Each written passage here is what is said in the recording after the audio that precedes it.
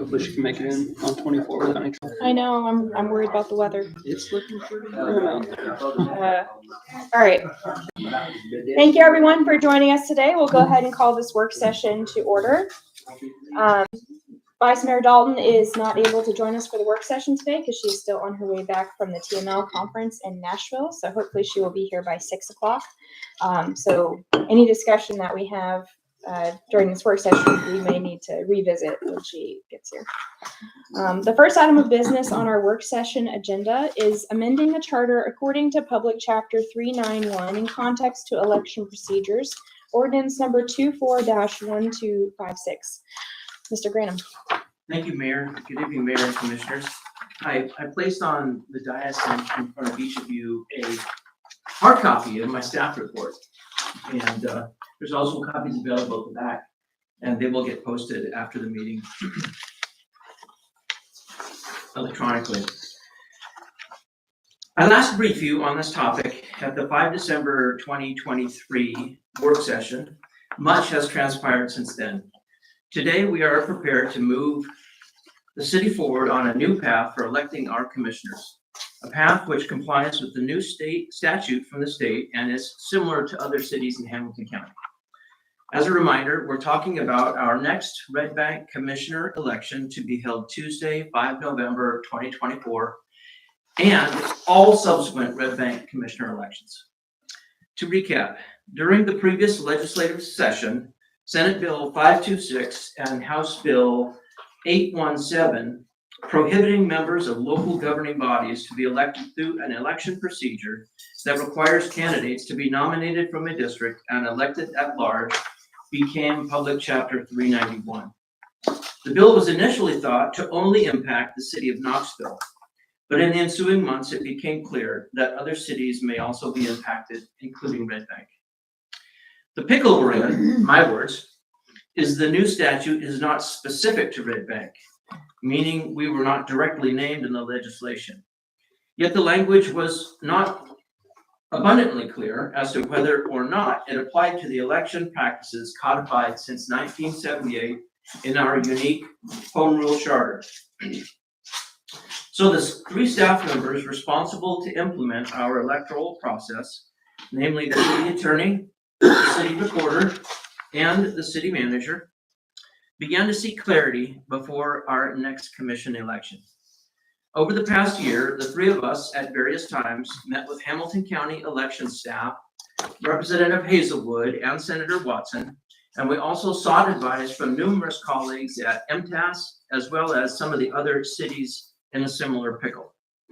Without a doubt, the most consequential meeting this past year was our meeting with Senator Watson and Representative Hazelwood, where it became clear that the intent of the legislature was to address situations such as Red Bank's current practice. At that meeting, Senator Watson and Representative Hazelwood committed to requesting an opinion from the Attorney General as to whether the statute does apply to Red Bank's unique situation. Requesting an AG opinion is a privilege reserved for legislators, and we are grateful, indeed profoundly grateful, for Senator Watson and Representative Hazelwood's work on our behalf to obtain an AG opinion. Having an AG opinion forms a solid basis for changing our home rule charter without holding a referendum, and gives us a solid basis for changing our practices for our commissioner elections. The AG's opinion is presented for all to see in the work session packet this evening. In short, it is the AG's opinion that the statute applies to Red Bank, and thereby our charter has been amended. You will find in the regular session agenda the necessary ordinance that must come from the Red Bank Commission, directing us to undertake the next and future elections in compliance with the new statute. We have scheduled a first reading for later tonight. Looking ahead, if passed at first reading, staff have a meeting scheduled with the Hamilton County Administrator of Elections, Mr. Scott Allen, on 13 March to discuss this in more detail.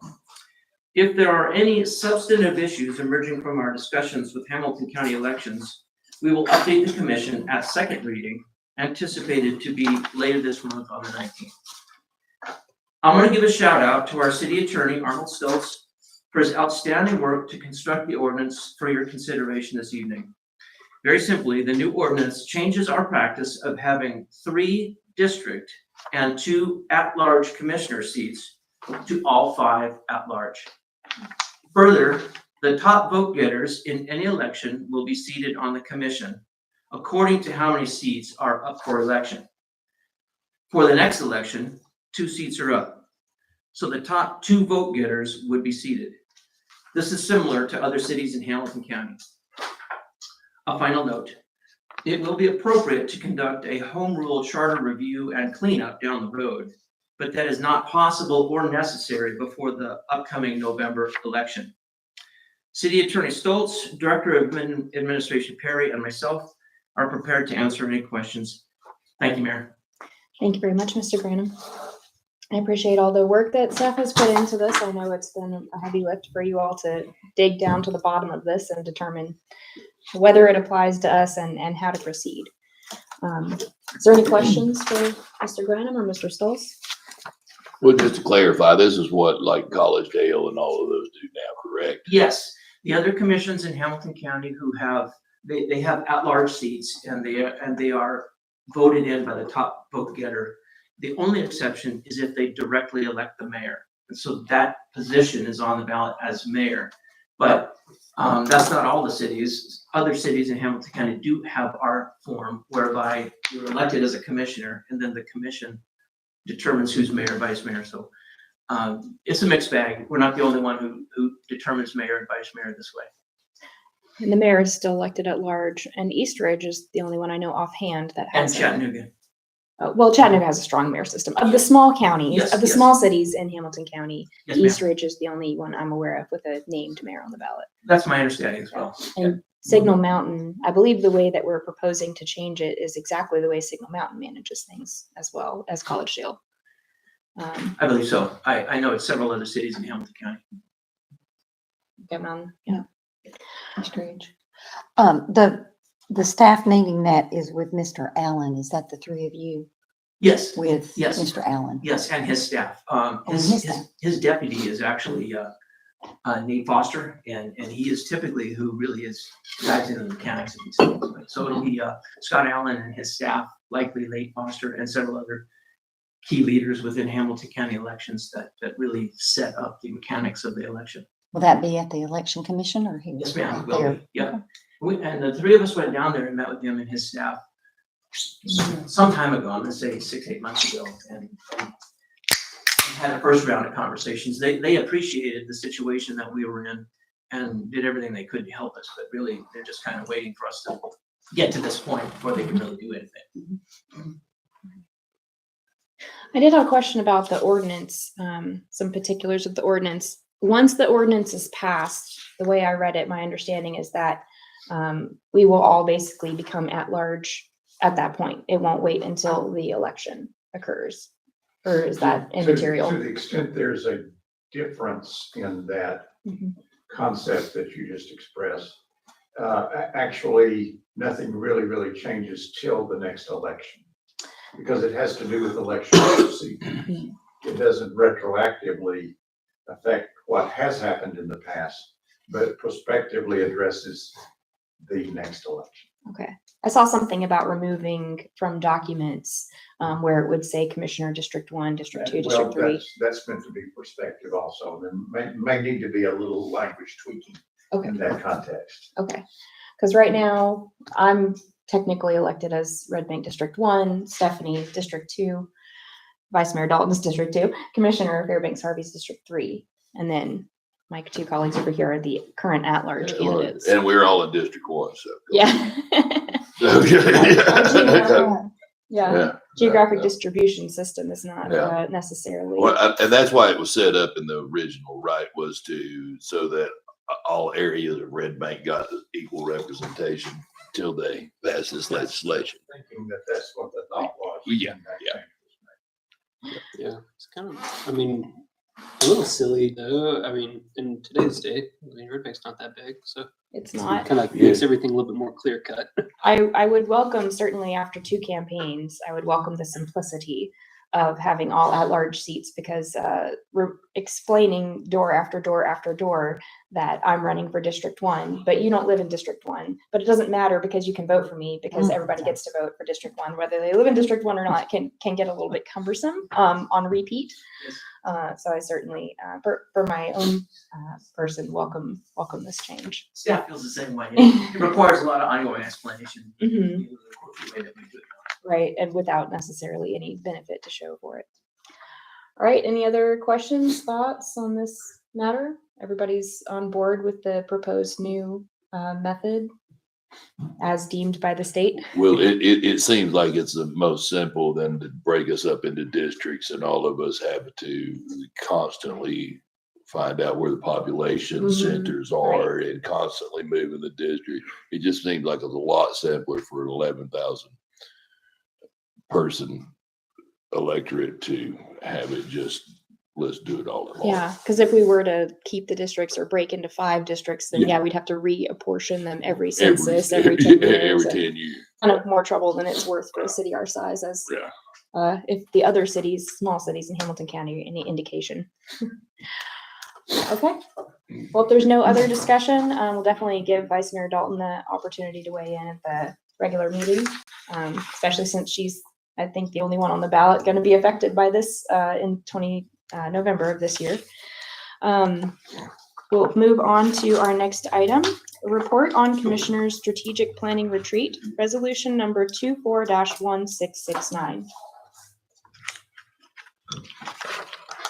Thank you again, Mayor, and good evening, Mayor, Commissioners. I am really simply up here to just point out what is in the packet itself. In the work session packet under item 1, report on Commissioner's Strategic Planning Retreat, is the raw report itself from Hannah, Rogers, and MTAS. Everybody can read it in its entirety, and I encourage everybody to do so.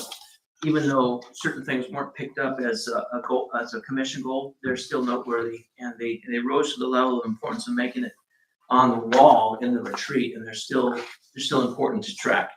So there's a lot of richness to the raw report itself.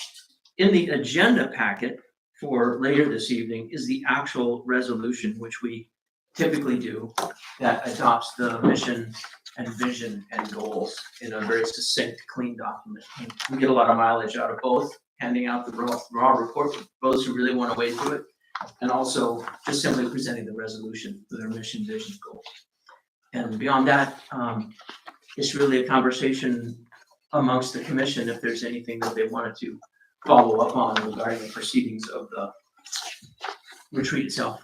Thank you, Mayor. There was one note on page 11, number 3 at the top. It noted that Develop Parks, Trails, and Recreation Services was deemed to Commissioner Phillips, and in fact, it's Yeah. Commissioner that- Wilkinson. Yeah. It went out before we caught that. Yeah, and that's fine. I just, The online version has been corrected. yes, it did. Good. Yeah. And thank you for pointing that out. It is, each commissioner has one goal. Right.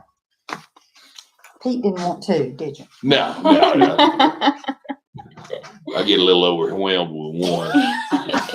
You know, I have never been the proper amount of whelmed. You know, I'm either over or under. The Never been comprehensive perfectly whelmed. The comprehensive plan is a big goal to shepherd, especially this year. Yeah, well, We're you in the know, thick of I was kind of glad that we kind of stuck to our guns, and you know, this gives our staff direction where we're wanting them to go. So I think this is something, you know, this is plan and plan.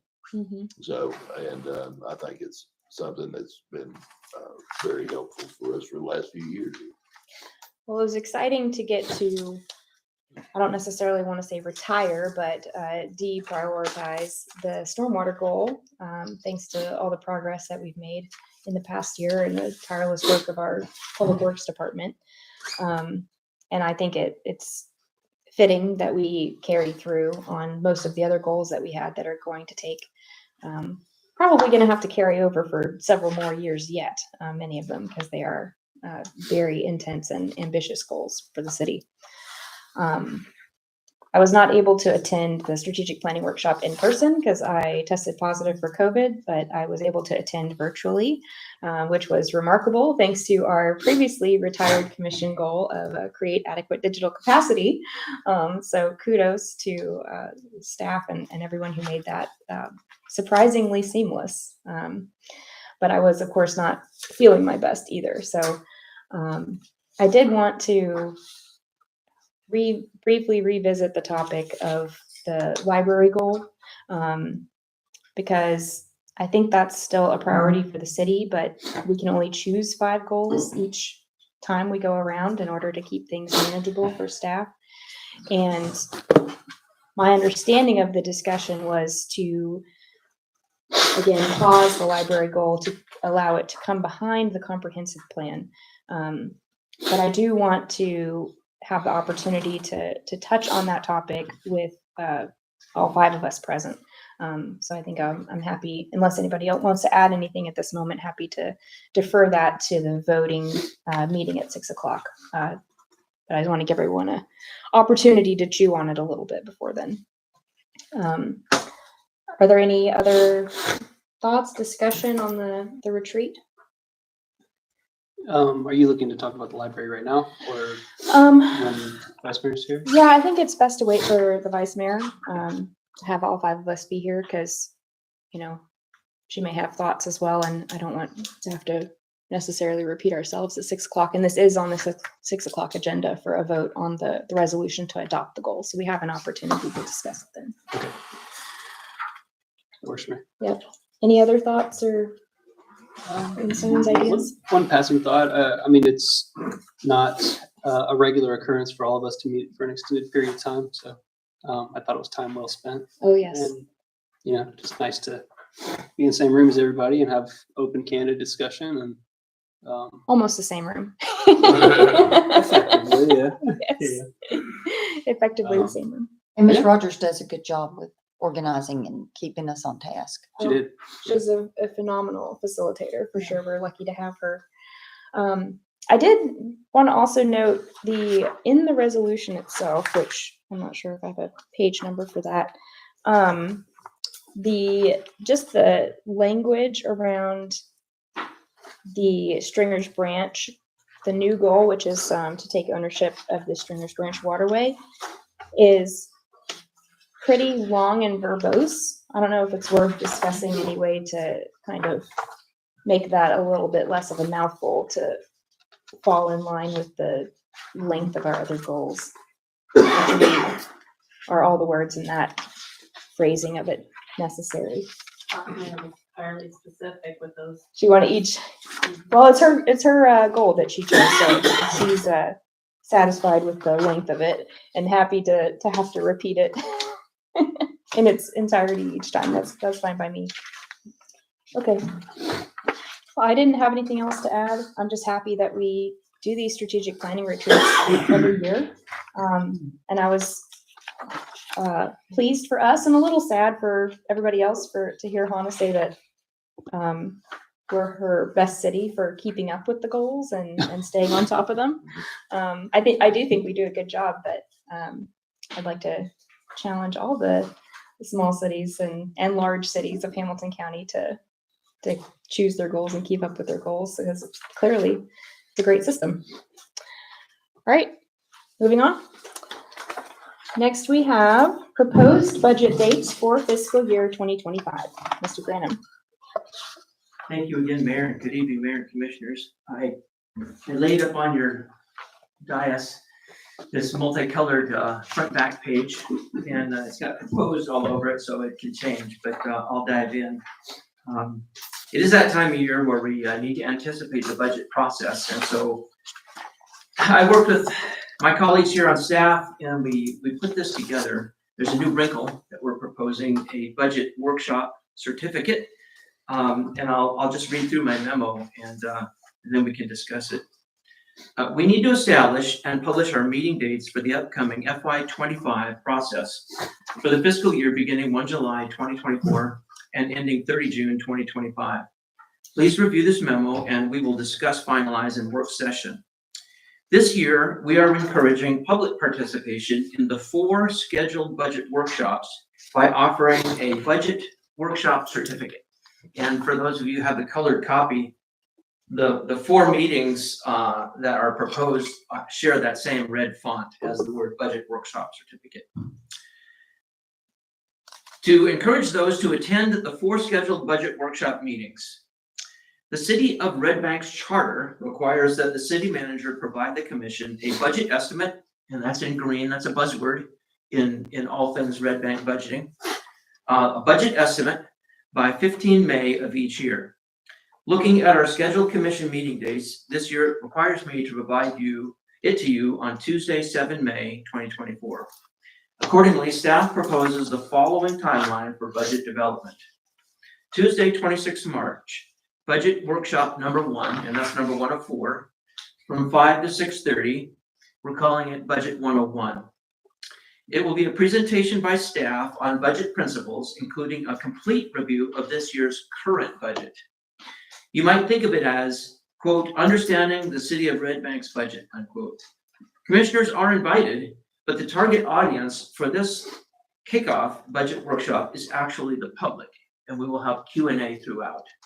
So I will turn this podium around and I will speak to the public or to the camera or both, and we'll record an hour and a half of how to understand the budget, not only the budget document, but really it's our turn to talk about the revenue side, explain property taxes and state shares revenue and sales taxes so that the public understands our revenue reality that we live in as Red Bank.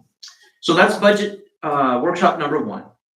And then the following Tuesday, 2nd of April, is a normal commission work session at 5 and regular session at 6. And we don't anticipate any budget conversation at that 1st April regular commission meeting. That will just be filled up with regular commission action. The next Tuesday, 9 April, is our 2nd budget workshop, and that's scheduled from 5 to 7:30.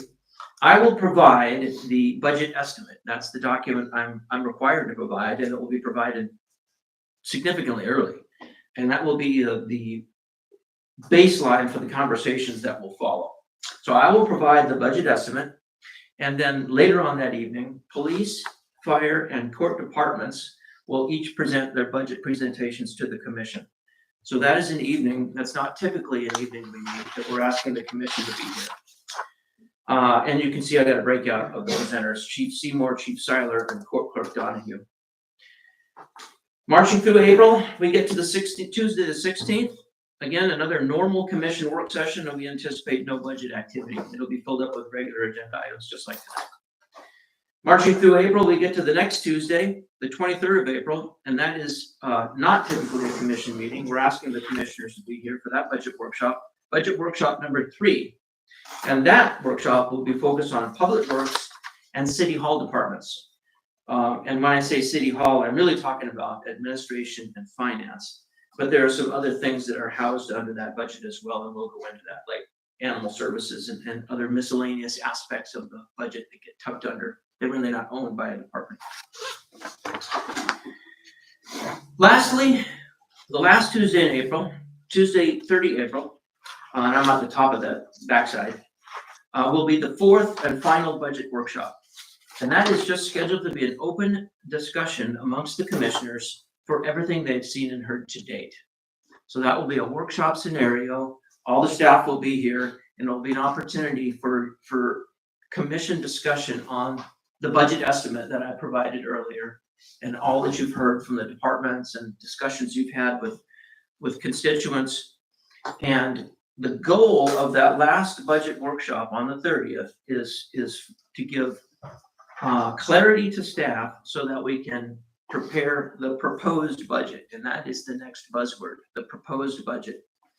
The proposed budget is what comes into first reading, and that will be scheduled at the regular commission meeting time of 7 May for a first reading. And if it successfully passes first reading, then we will go to a second reading at your regularly scheduled commission meeting date of 21 May. And once the budget passes its second reading, it is then called the adopted budget. So There's three buzzwords: budget estimate, proposed budget, and adopted budget. And my final note is for all who are interested, the comptroller's website has a wealth of information on budget stuff, and I got the link there. But to be honest with you, the comptroller's aimed at municipal CFOs and city managers and seriously wonky professional staff. It really isn't meant for public consumption. It is available, but that's not the target audience. So I will refer back to our Budget 101 workshop on Tuesday, the 26th of March. That is focused on people who have an interest in what we're doing in Red Bank, but don't want to get a PhD in local government economics. They just want to be well informed, and so they can make good decisions. And that's really the intent of the budget workshop series, and particularly that budget kickoff meeting. And a little wonky note, we're asking for the public to come to 4 workshops, and we know that's a tall order to get the certificate, so we're allowing that they can miss any one of them and still just assure me they've watched it on YouTube. All of it will be on YouTube, and with our digital transformation, it's very high quality. You can see and hear everything. And so bringing people back to watch one on YouTube will allow them to miss one and still get the coveted budget workshop certificate. You're good for this? For being here? Yes, absolutely. But you have to come to that outro one on the 26th of March. Make it sweet. Or watch it on YouTube.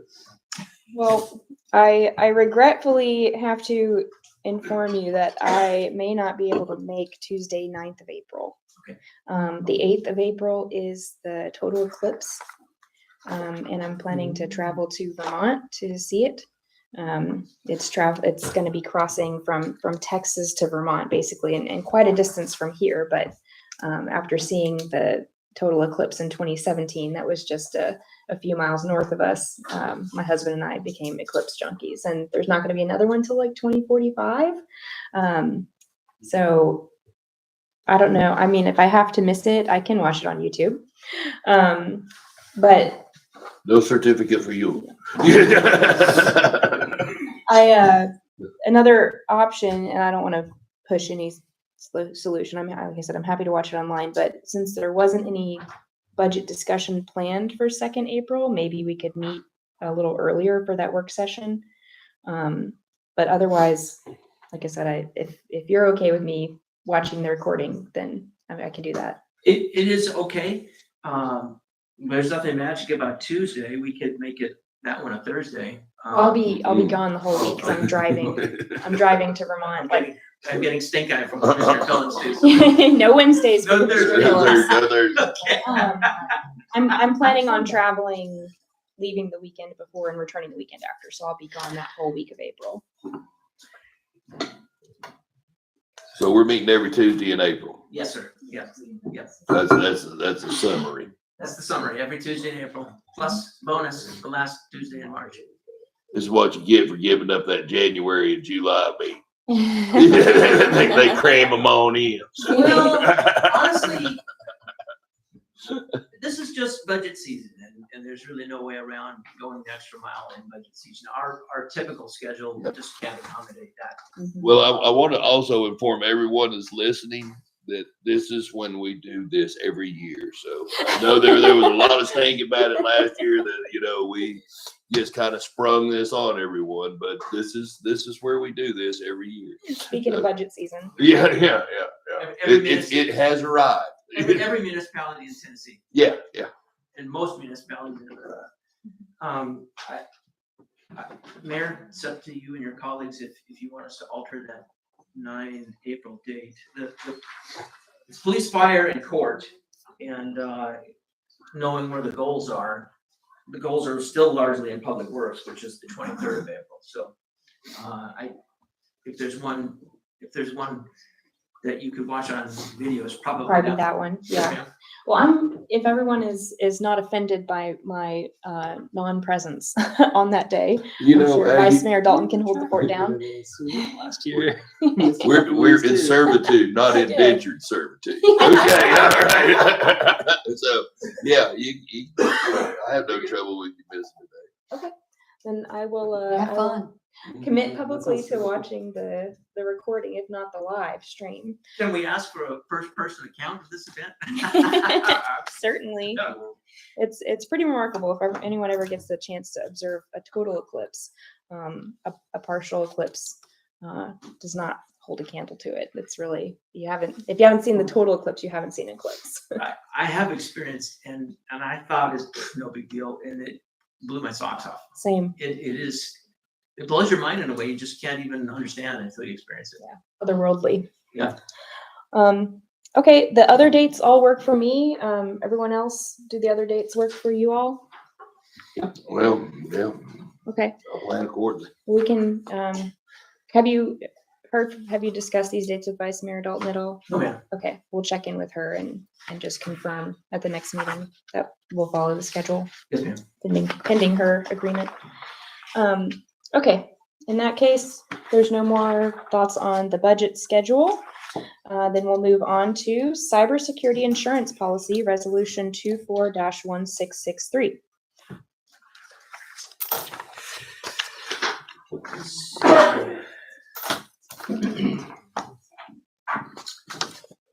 I have quite a bit of wonky information, and I think I'll share it with the commission in work session and be more succinct in the regular session. The city of Red Bank has identified a need for cyber event insurance. Let me start again. I'm sorry, man. The Comptroller's Office has stated that Tennessee cities and counties have fallen victim to phishing, PHISHING, and ransomware attacks, and cyber criminals have exploited weaknesses with the goal of stealing money, changing or destroying data, or gaining access to sensitive information. Further, the Comptroller's Office has stated that all of Tennessee's government entities must prioritize cybersecurity. The city of Red Bank has recently taken many prudent steps to lower our cyber risk, including establishing a Chief Information Officer, CIO position, establishing an Information Technology Manager, IT Manager position, upgrading firewalls and data storage, security, and redundancy, and many other specific cybersecurity actions. Still, the city of Red Bank has identified a need for cyber event insurance. Like many small local governments, the city of Red Bank lacks robust strategies and tools for preventing cyber crimes and still may be somewhat vulnerable to successful cyber attacks. However, like many other small cities across Tennessee, we do not yet qualify for Public Entity Partners, or PEP, cyber extension option, which expands the data breach fund sublimit to include ransomware and social engineering coverage. Yet, a prudent level of insurance is an essential component of any endeavor, including cybersecurity.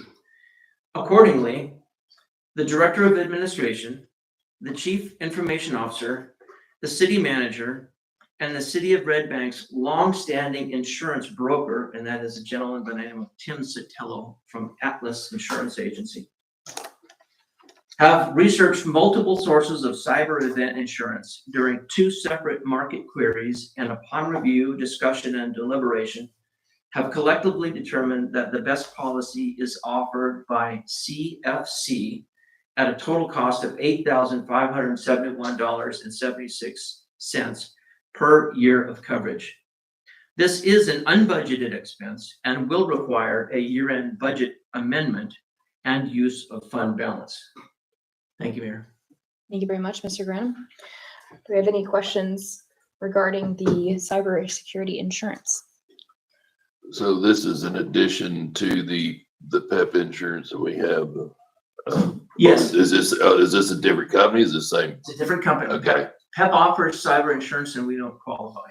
Oh, okay. There's just a lot of hoops you gotta jump through. And to be honest, part of me is a little irritated that our partner doesn't Are we gonna pay cover us. for it? But when you look at that issue through their lens, they don't want to put the whole pool at risk for a bunch of cities who aren't up to the task. Right. The cyber threat is real. And so they're drawing a line in the sand, and to qualify for their pool coverage, you have to jump through a lot of hoops. And we are aware of those hoops. CIO Seymour and IT manager Stacy Bradley Rump are working very hard.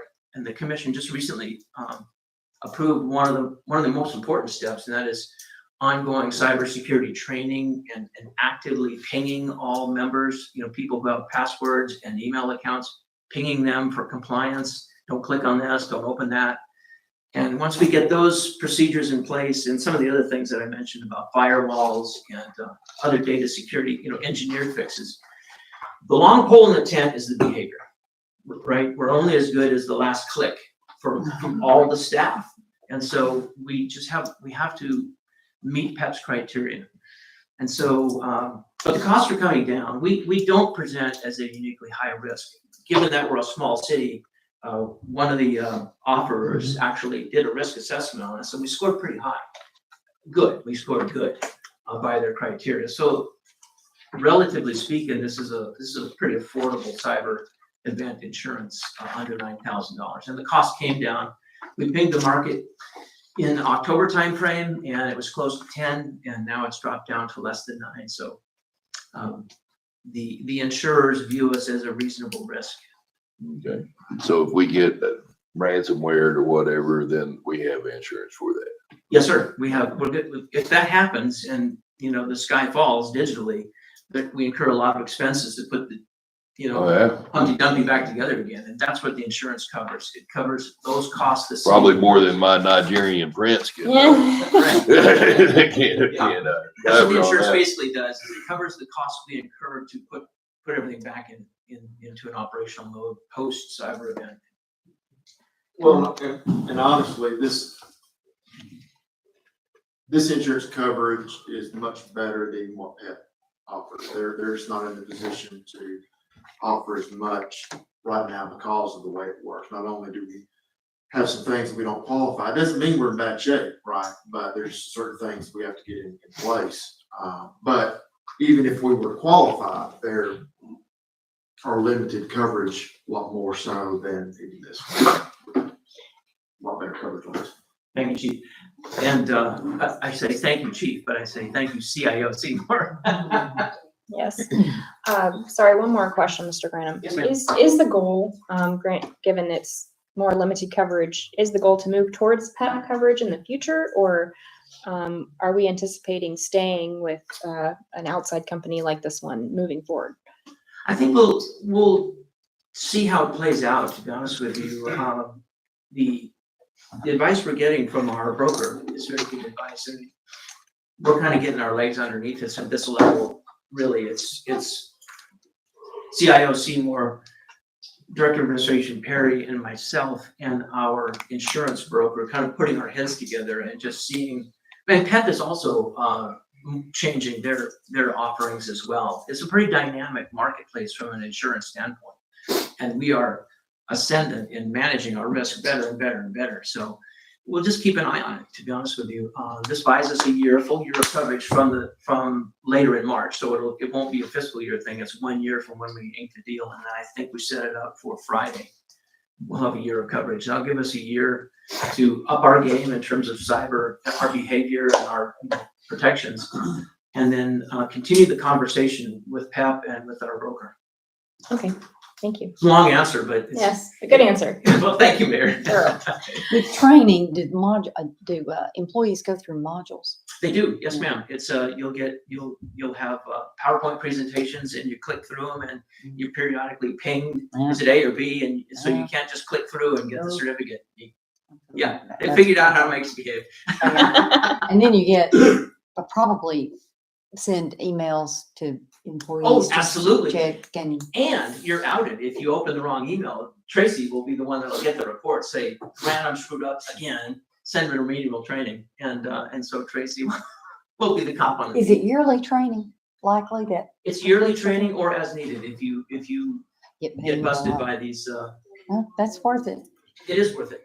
Yes, and honestly, it's all stuff we need to know in our private life as well. We're all getting spammed with requests to buy Amazon gift cards and all kinds of stuff in our private emails. All right. Thanks, man. Any other questions? My only question was if it's budgeted, and you answered it. So it'll be put in this coming. Yes, ma'am, it will be. We will budget for it. I took a look at the budget, the insurance budget line, and our costs for all things insurance are slightly over the budgeted amount to start with. So when we do the budget amendment, it will be this whole amount plus some of the other slightly higher costs that the budget didn't quite anticipate.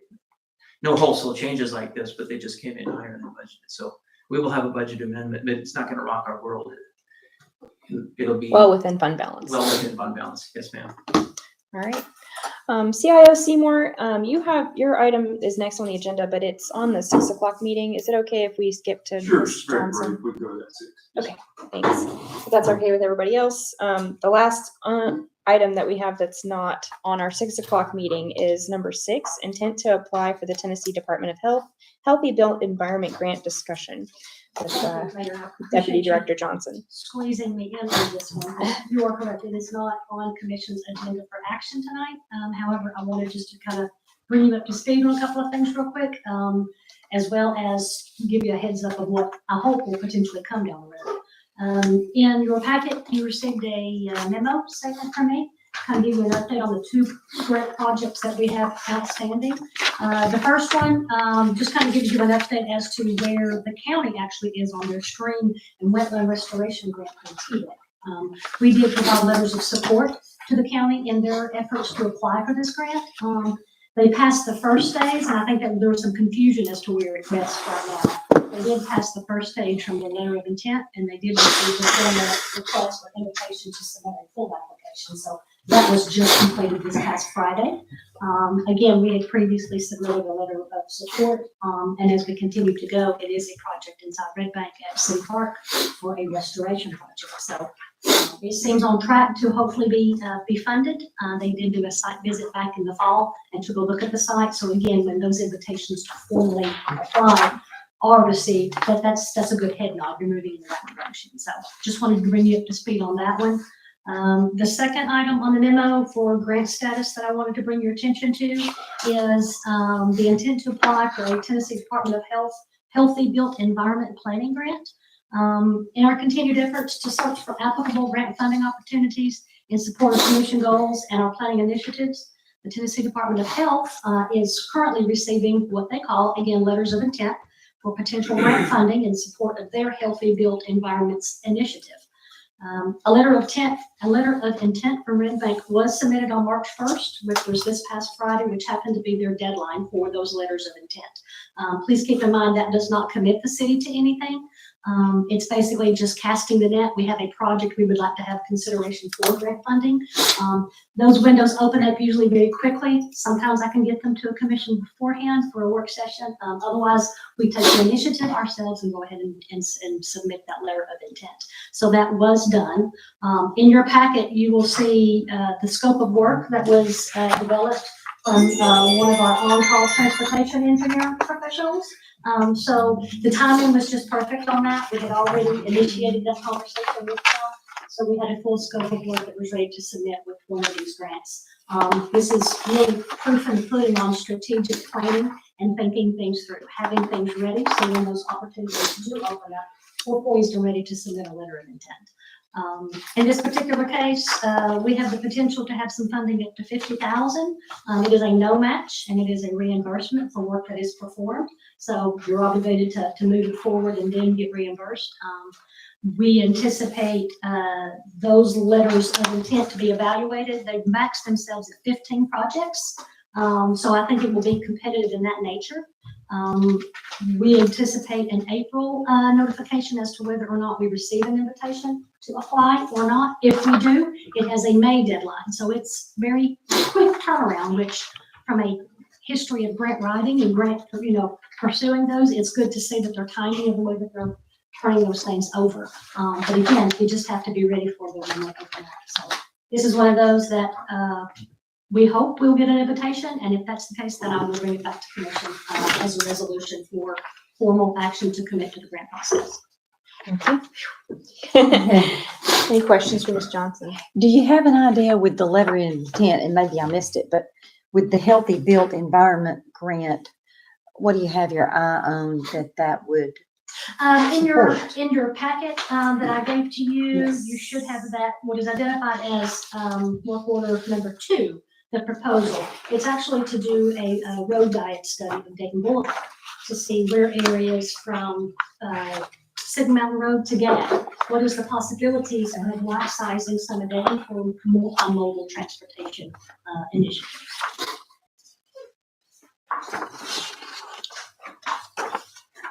But I'm happy to put an extra copy in your hand this evening. I'm showing on page 34 or 54. Okay, thank you. Yeah. Barge. Yep, Barge. Yes. It's got a number 2 on Okay. the top right. I just didn't put that with healthy. Well, yes, this was, Bard is our consultant that we brought on board. We have 2 engineering firms that Yes. work with us on call. So this was a project that we had initially put out to them to give us a scope. What could we do? What would that look like? Okay. And again, it's just the timing. We got the scope of work in-house. We already had them under contract, and then the grant opportunity came open. Okay, okay. Thank you. Yes. Excellent work to staff, staying on top of these Yeah. grant opportunities, so hopefully we can take advantage of them. Amazing how much work you can do when you prepare, huh? But Well done. the harder Well you work, done. the luckier you get. That's Yeah, what they yeah, say, yeah, right? yeah. Thank you. Thank you.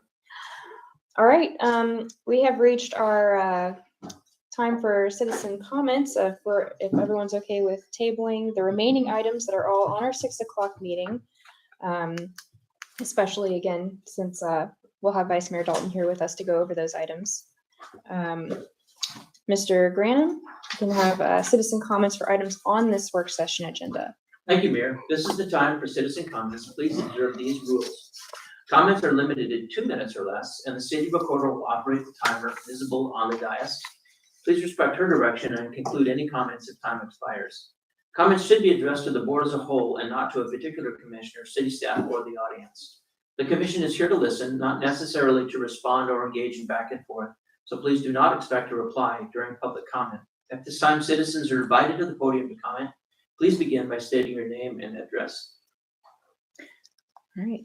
Does anybody have anything to comment on that was on tonight's work session agenda?